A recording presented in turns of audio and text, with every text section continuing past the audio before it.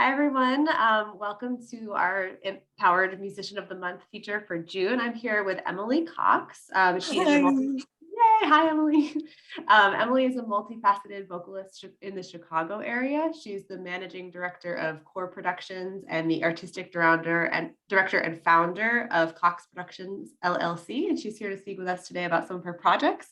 Emily, do you want to start by telling us a little bit about Cox Productions and how that got started? Sure.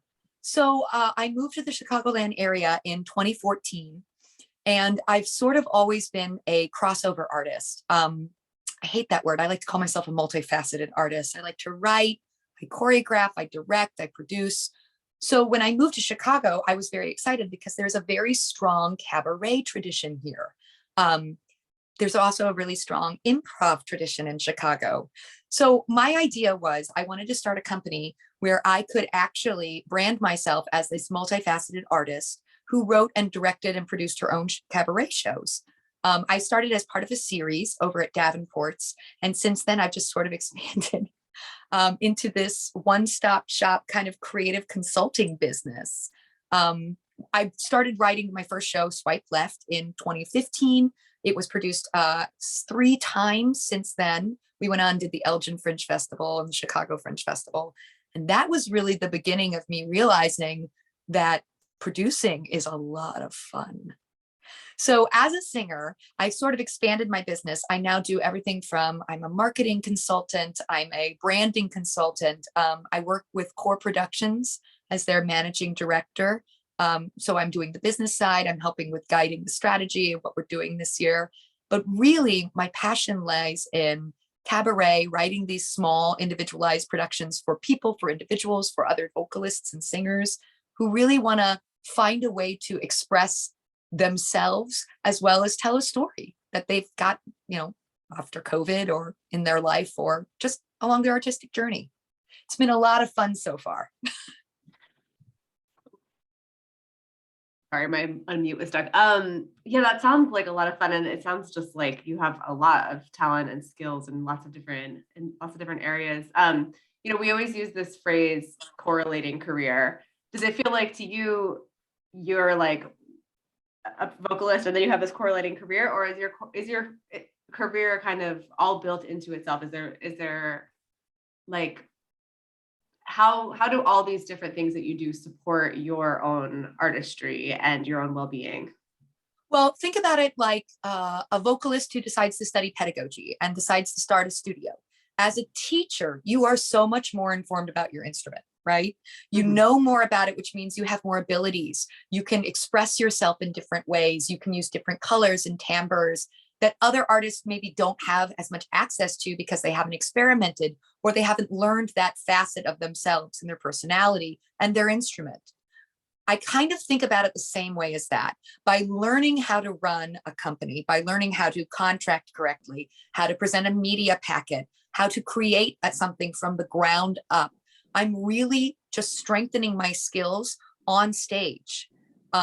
I'm able to understand what a director is looking for, what a producer is looking for, what they're interested in, how I can bring more to the process, not just as this person on stage who moves around or as an actor portraying a character, but really as a supporter of the company as a whole, as a colleague, as a peer. So I like to think about it that way. It just makes me a stronger artist overall to understand the business side as well as the artistic side of our industry. Mm-hmm. Yeah, that makes a lot of sense. And a lot of our community, the empowered musician community, come from different backgrounds. Like, so some people have the academic training, some people don't. Like, what would you say, like, what is your background when it comes to your training? And like, what are some other ways, or what are some big ways that you've picked up skills and have learned along the way? It sounds like a lot of the learning has come from the producing and the business side. Like, can you share a little bit about your development journey as an artist? Absolutely. So I grew up in a very small community in Southern Indiana on the tip of the state, almost where the border of Kentucky is. Not a lot of opera, not a lot of art, period. Lots and lots of pigs and corn. So my mother was an actress who actually grew up in the Evanston area, and she moved to Indiana and became the first female disc jockey in Indiana. I know it was a lot of fun. And then she did voiceover work, but really there wasn't a theater for her to really begin her career.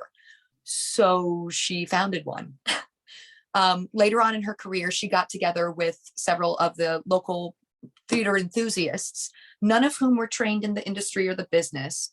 And they all decided to found a regional theater. And it grew into one of the most successful regional theaters in the tri-state area. It's incredible. It was called Back Alley Musicals. It operated out of the local auditorium, I want to say, not auditorium. What's the word for the larger theater that you can rent and all the Broadway shows come through on a rentable? I don't know.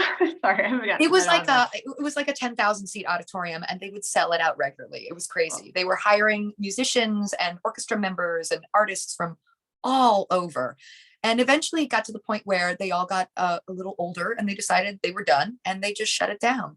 And I had never seen that happen before. You know, there's always this feeling of permanence in art. It's almost as though if a company does not continue forever, it's failed, or it was an experiment that didn't go well. And these were just a group of people who were just normal 9-to-5ers in a very small area who decided to do a project that was exciting. And when they were done with it, they put it down and they allowed other people to begin another company. They inspired 2 or 3 other companies in the area. So that was sort of an inspiration to me. The idea that I could pick up or put down a side career in addition to having a 9-to-5, in addition to having a traditional life with my husband and, you know, the dogs and my family, that this wasn't something I had to choose either or. I could make this as a complete lifestyle. The other part of it was my Aunt Priscilla was a very large influence in the Indianapolis area. She was an actress for many years with the Indiana Repertory Theater, and then she went on to become their artistic director. And she just retired as the chair of the theater department up at University of Michigan. So I had backstage access as a small child to go see these performances, go backstage, meet my aunt backstage, chat with some of the artists, chat with some of the theater artists, the stage managers, the producers, the costumers. The wigs were always my favorite. I was always a big wig girl.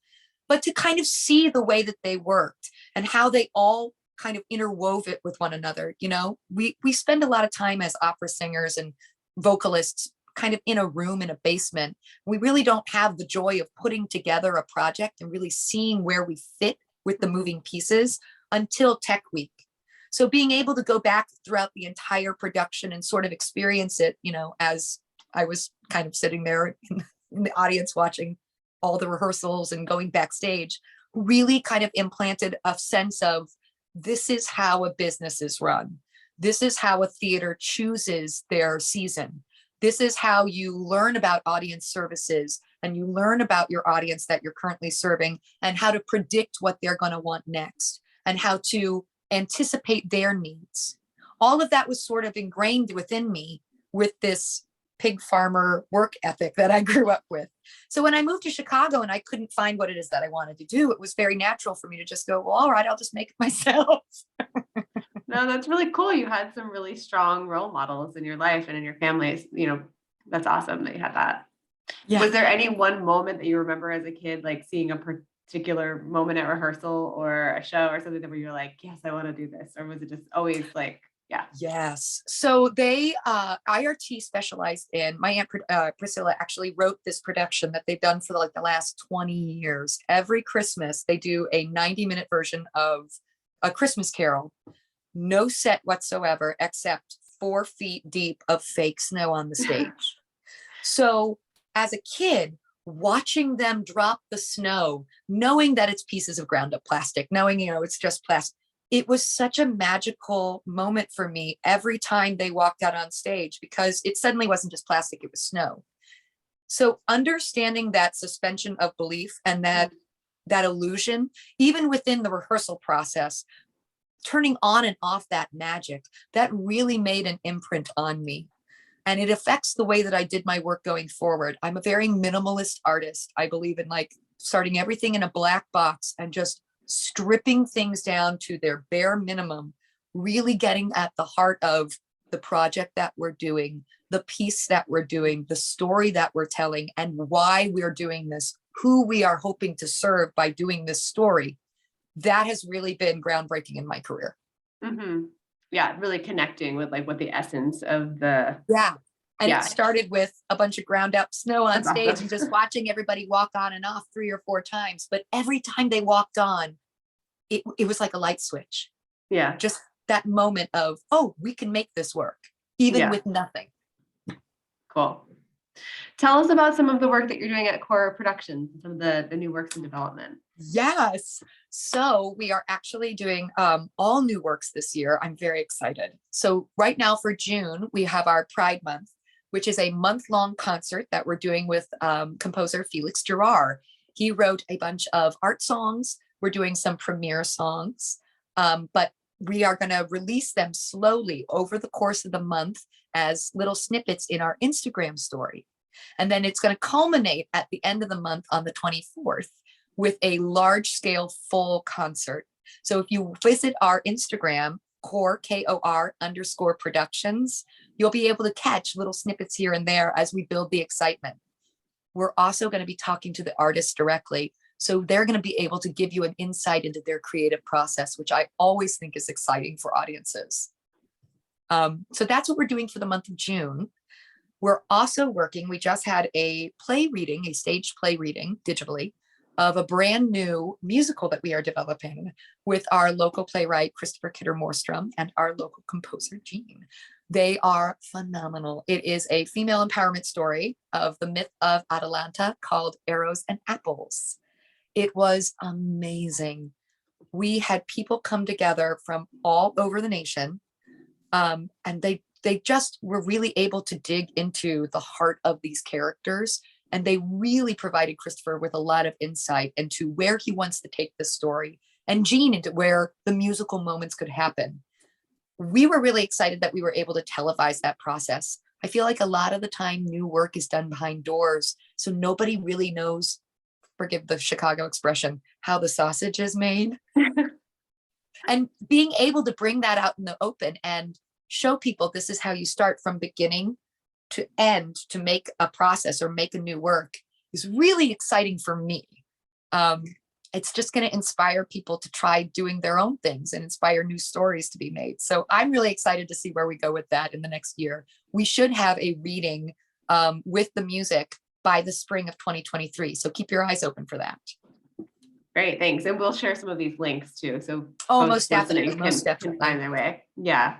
So you mentioned, people being inspired by that process. For those who are listening today, who are on their path of creative empowerment, do you have any words of advice for aspiring artists of different kinds or aspiring business, people in arts business?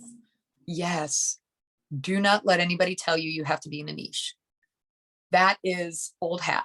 The idea that you can only do one thing for the rest of your life, or you only sing 5 roles for the rest of your life, or you only sing 5 arias to make one package to present to everybody is garbage. You are not a product. You are a person. As a person, there are many different facets and sides to your personality. You've got a million different gifts. Bring them all. Bring them all. We need every new voice these days. My biggest fear over COVID-19 was that we were going to lose a lot of new voices that we would have had artistically and within the industry and within the world, just based on, socioeconomic issues, health issues. People aren't able to create when they aren't feeling supported, when they aren't feeling like they've got everything that they need, when resources are scarce. So if you are out there, if you have a story, or if you have something that you'd like to express, raise your voice and do not be daunted by anybody saying, oh, you really can't cross over anymore. You really need to be an MT artist or a voiceover artist or a writer. Do it all. Bring it all. We need more, not less. That's great advice. Thank you. And you just mentioned, it's hard to create when you're not feeling resourced or you're not feeling nourished. Yeah. What would you say to people who are in that position right now, where maybe they feel like they do have a story to tell, or, they want to be expressing, but there's not, like, that energy is not there. What kinds of, self-care do you recommend, or what has been something that's supported you in those times? So, this sounds very silly, but I had to learn how to rest. Before COVID-19, I was hustling. I had a side gig, I had a church gig, I worked 40 hours a week at my job. Well, it really was more like 60 hours a week at my job, 9 to 5. And then I also had rehearsals. I was in like 3 productions at once. It was insane. And I thought that's the way we had to live, right? We were told you got to hustle, you got to run. COVID really made me stop and look at my personal artistic output and go, what am I doing? Of the like 76 productions I've been in the past 3 years, which ones did I actually enjoy? Like 3. Which ones did I learn something from somebody? Like 2. So it made me completely stop what I was doing and reconsider. When I'm auditioning for a project, it's no longer like, oh, I want to sing that role. I can sing that role. Any of us at any time can stage a concert, stage a fundraiser for, a community event, and people will come and you can sing whatever you want to sing.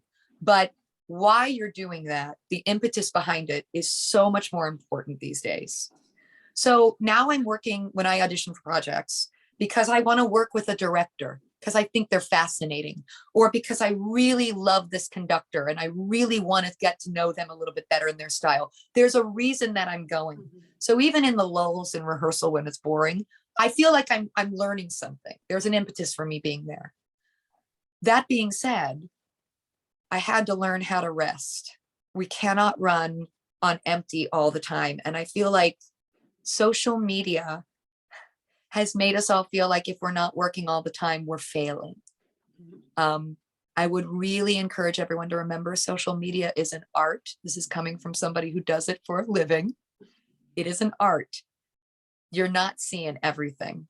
So don't feel like you're behind. There's no such thing as being behind as an artist. It is all just one long journey of inspiration and joy. If you're not getting joy out of it, take some time to figure out what brings you bliss and follow that. Experiment for a little bit, but don't be afraid to sit back for 6 weeks, 6 days, 6 months, 6 years, and take the rest you need. We can't give from an empty cup, Yeah, totally. Take that time and then be discerning about the projects that you want to pick.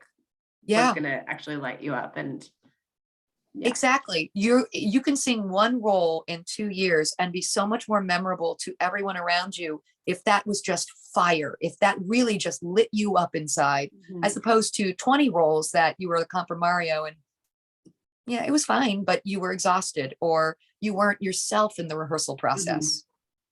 Right. Yeah, that's great advice. Well, is there anything else you'd like to share with us before we go, Emily, or any parting words, any plugs Yeah, for any I'm events? actually, this is the first time I'm mentioning it in public.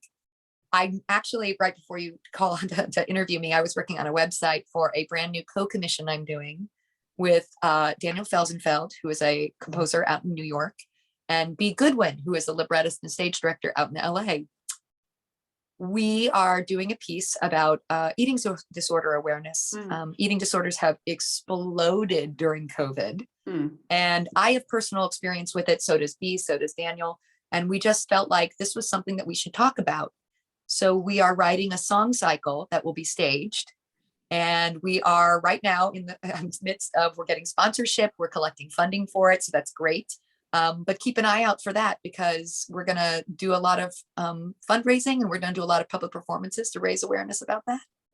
That sounds awesome. Yeah, I can't wait. Can't wait to see that come out. So will that be on the Cox underscore product? I'm sorry, core underscore. Yeah, that'll be part of not only Cox Productions, but I believe that we might do a feature with Daniel and with these companies as well. Okay, awesome. So we'll get those links and share it in the newsletter, and we look forward to seeing those projects come to life. Thank you. Absolutely. Okay, bye. Bye.